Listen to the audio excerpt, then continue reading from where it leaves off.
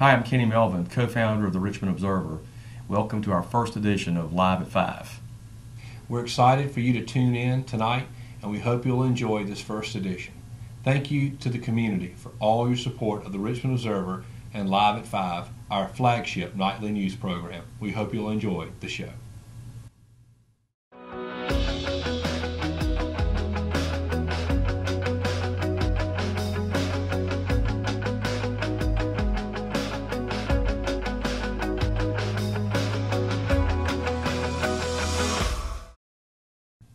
Good evening, I'm Lance Jenkins.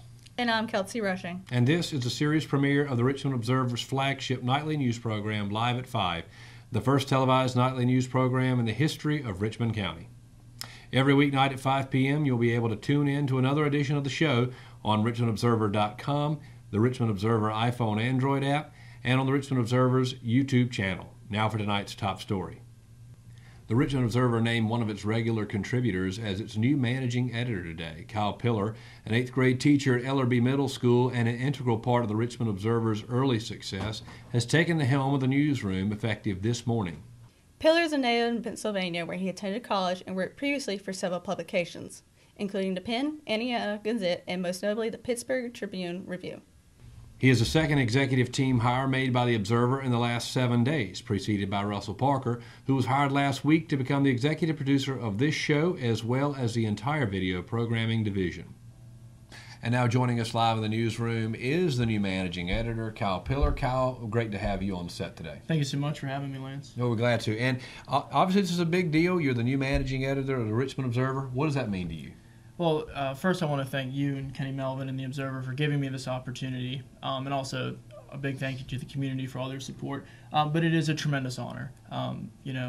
Being a teacher and being involved in the community already, I'm always looking for ways to integrate myself more. My wife as well. We always want to be able to give back, and being the leader in the newsroom at the Observer is a great opportunity to do that. Well, we're super glad to have you. I know that we're going to have tremendous success with you, that is for certain. So obviously a lot of people know you as 8th grade teacher at Ellerby Middle School. Mm-hmm. You've coached before. Matter of fact, led a cross-country team to the 2015 and 16 conference title. Yeah, it was it was a small school. If anybody knows Ellerby, we don't win a whole lot, so it's been a really, really good experience there. I actually saw online where the kids were pouring the cooler on you. Was that team? Yeah, it was. They surprised me. So that was after the 2016 championship, and I have that picture framed in my classroom, so it's really cool. Well, you've had tremendous success there, and certainly we expect the very same thing here at the Observer.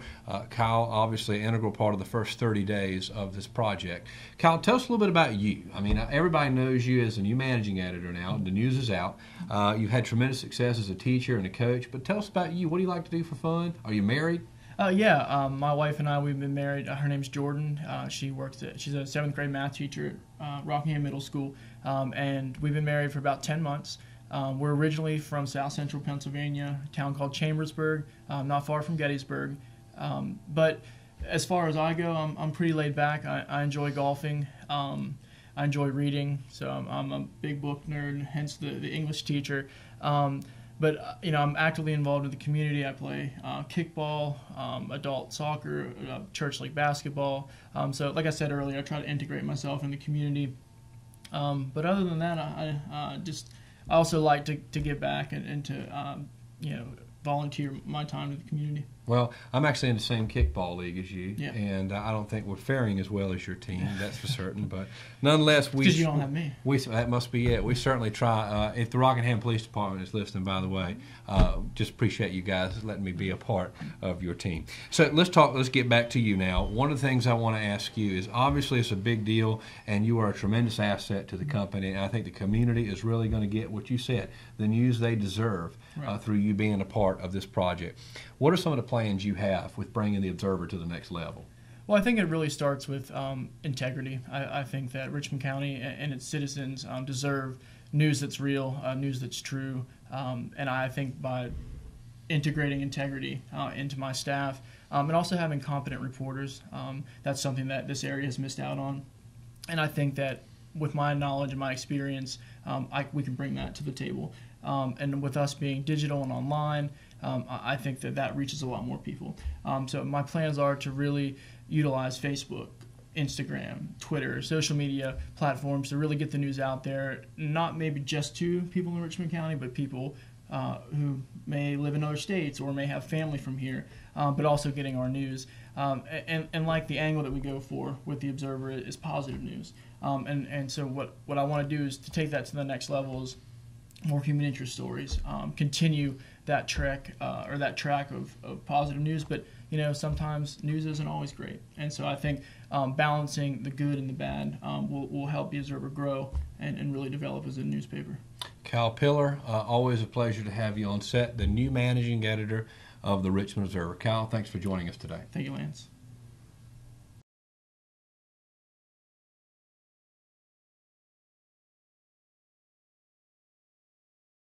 On Monday, August 21st, the United States will be treated to a total eclipse of the sun, and the Leaf Library in Rockingham will be hosting an event for the community to be able to safely watch this historic event.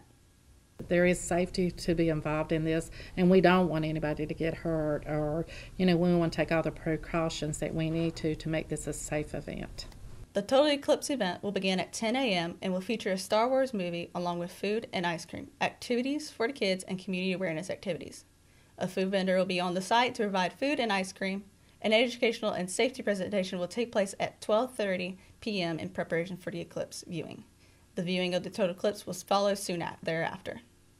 The event may be a once-in-a-lifetime event. The last total eclipse in the United States occurred on February 26, 1979, and the last total eclipse that crossed the entire continent occurred on June 8, 1918. The August 21st total eclipse will again cross the entire continent. A grant awarded to the Leaf Library made it possible for the library to purchase 1,000 solar glasses for the community to have a safe way to view the eclipse that day. Physicist and Richmond County native Charlie Melvin will make a guest appearance at the event to address the eclipse in a special presentation to attendees. For more information about the Leaf Library, visit richmondnc.com. The 12th new business to open in downtown Rockingham in the last 2 years held its ribbon-cutting ceremony Thursday afternoon in a ceremony presented in partnership with the Richmond County Chamber of Commerce. J. Reese Products, a residential and commercial cleaning products provider, officially opened its doors in downtown Rockingham on Thursday evening with a large crowd in attendance. The ceremony was sponsored by the Richmond County Chamber of Commerce. Reese Bostic and his business partner, Ronnie Covington, launched J. Reese Products as a home-based business designed to offer a new line and brand of quality cleaning products that produce results to the community at affordable prices.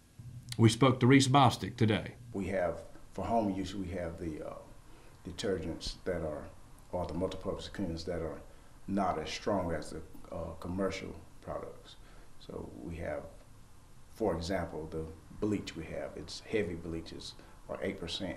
So it's household safe if you you can mix it and dilute it, but it's also commercial strength. Bostic serves primarily as an information technology instructor at Richmond Community College in Hamlet. You can visit J. Reese Products at its location, 225 South Hancock Street in Rockingham. When we come back, a story about the Rankin Museum in Ellerbe and a major new upgrade at its facility, Raider football, and a special guest, Joey Bennett, in studio today to tell us all about the 2017-2018 Performing Arts Series at the Cole. We'll be right back after these messages. I'm Kelly. I worked at Champion Ford for 2 years. 6 years. 3 years. 1 year. I've been at Champion Ford for 13 years. 1 whole year. 15 years. I'm Jamie and I've been at Champion Ford for 12 years. I've been here 8 years. Champion prices, champion service, champion experience. Get treated like a champion today at Champion Ford. Just down the road from high prices, championfordlincoln.com. We are Champion Ford. And welcome back to Live at 5. With us now is Joey Bennett, Auditorium Director over at the Cole. And you guys have a really exciting series coming up this year. We're very, very excited about it. Just debuting it over the last couple of weeks and still getting some information out about it. But we're very, very excited about what we've put together for the coming season. Well, you guys always do a great job. I mean, you always do a fascinating job. As I was speaking to someone just this morning, we always have to top what we did last year to move forward. So we're really excited with what we're put out. Well, Joey Bennett always does a great job over at the Cole. So tell us a little bit about the first performance coming up. Yes, we're opening with Debbie Boone. Debbie actually did a concert for us back in 2011. Very well received, very popular singer. Everybody knows You Light Up My Life. So we're very, very excited to have her come back. And then, of course, later in the fall, Flip Fabrique coming. Tell us about that show. Absolutely. We've had some acrobatic shows and some cirque shows before. Kind of the trademark of this show is twofold. Number one, it's 6 friends that have come together and created this acrobatic troupe, but also one of their key features or key acts is what they call a trampoline wall. Some of our audience has probably seen it in some of the acts that they've seen out of town, but it's basically a trampoline set up against a wall, and the performers bounce down on the trampoline and actually stand up on the wall that's about 10 feet above the trampoline. Oh, that's pretty neat. So very, very interesting, very unique to what we've done before as far as cirque acts are considered. And that's coming up. It's Debbie Boone, obviously, in September, and then that performance in October. Yes. What's next? Yes, after the October show, we'll move all the way to Christmas. December 14th, we'll have a show called A Christmas Tour with Phil Vassar and Kelly Pickler, two very well-known country acts. Kelly actually performed with us several years ago with Bucky Covington, but we've never had Phil before, and we're looking forward to a great Christmas show with them. They're actually this year debuting a new Christmas song, a Christmas duet that they'll be releasing very soon, and very excited to have them both come. They'll be doing some of both of their hits, some traditional Christmas songs, as you would imagine, and then also this duet that they're doing together. And that's coming up obviously in December. Yes. So, and that, would you say that's the highlight of the year? That's our big ticket name for the year. Always want to open with something big, have something big for Christmas, and then close with a big show as well. Right, and of course you then transition to the next year, 2018. Exactly. And what do you have coming up in 2018? 2018, in February, the 2nd of February, we'll have a show called The Return of the Dukes, featuring the Duke Boys from Dukes of Hazzard, the popular TV show from a couple of decades ago.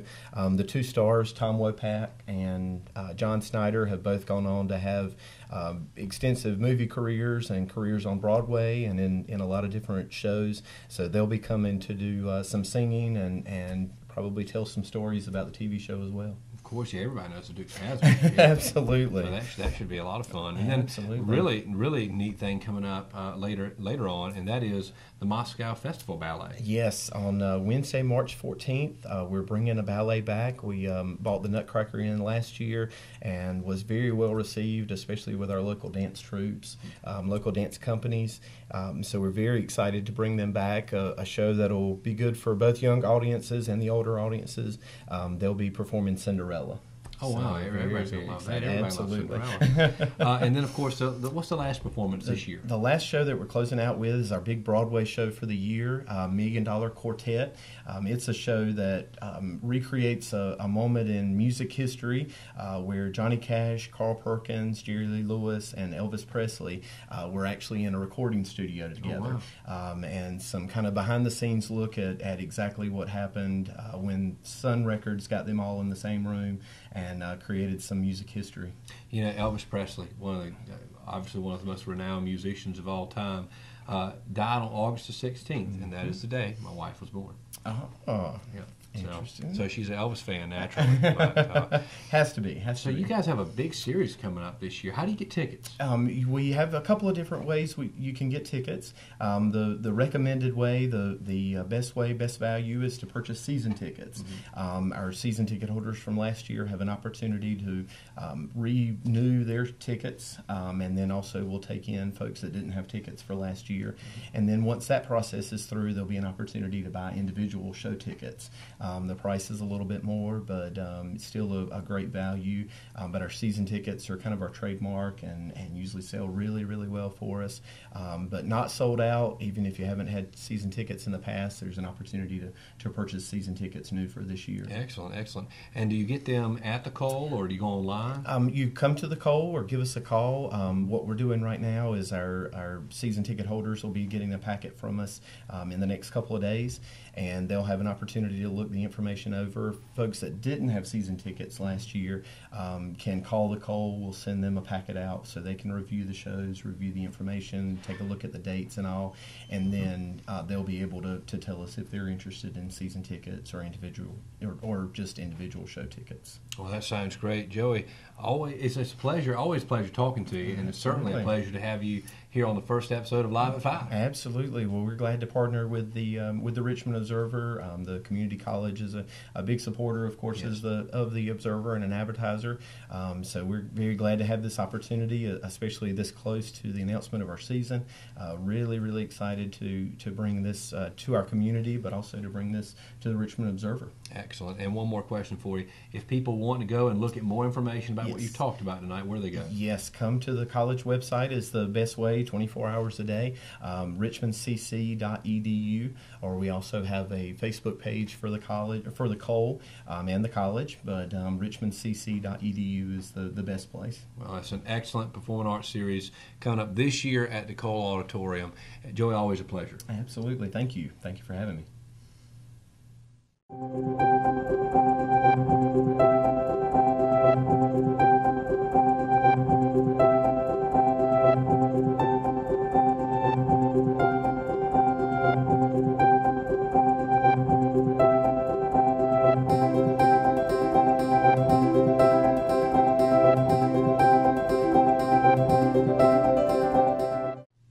Welcome back to Live at 5. As summer comes to an end, we see the start of fall sports, and for dozens of Richmond County youngsters, the best organization to participate in is the Richmond Youth Football Association.